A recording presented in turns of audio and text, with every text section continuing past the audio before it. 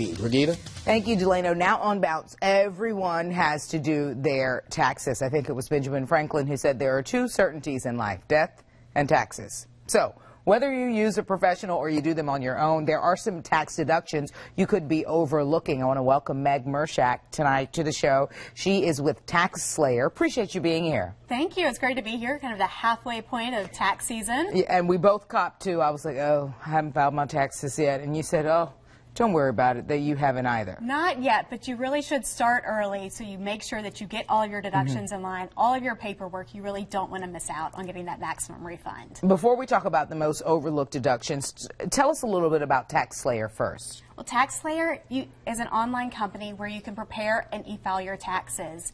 And it's very simple and easy to use and get you that maximum refund. All right, let's talk about the 5 most common overlooked tax deductions. The first one is about visits to the doctor. That's right. You might not know that deductions for annual visits to the doctor, prescriptions, birth control pills, eyeglasses or contact lenses, those can all be deducted.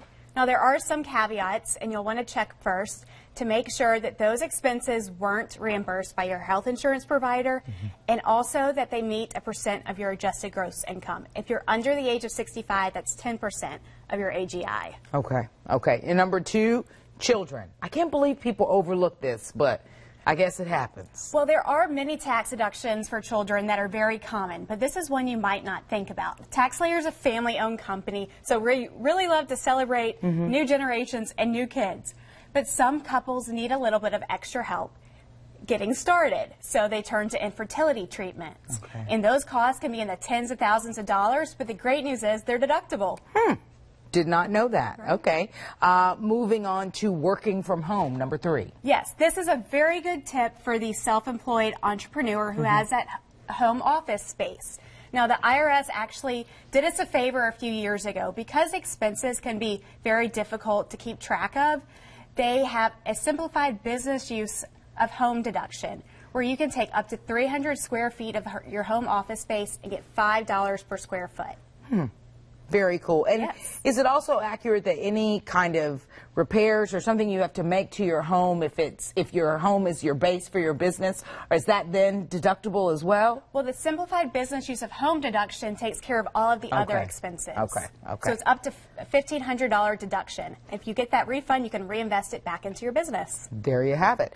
Number 4, breaking up. This is a picture of the happy couple. I but know. I hate to stand here with this I beautiful was about wedding to say, portrait and be if the it bearer doesn't of bad news. last and you're used to filing jointly, then where do you go? Well, those alimony payments can actually be a silver lining on your tax return because they're deductible as well. Now, there's 7 requirements that you have to meet, so check with the IRS. It's simple things like the alimony payments must be made in cash and they must be court ordered. But check for the other 5 and make sure you're meeting all the qualifications for that deduction. And the last one, getting help from mom and dad.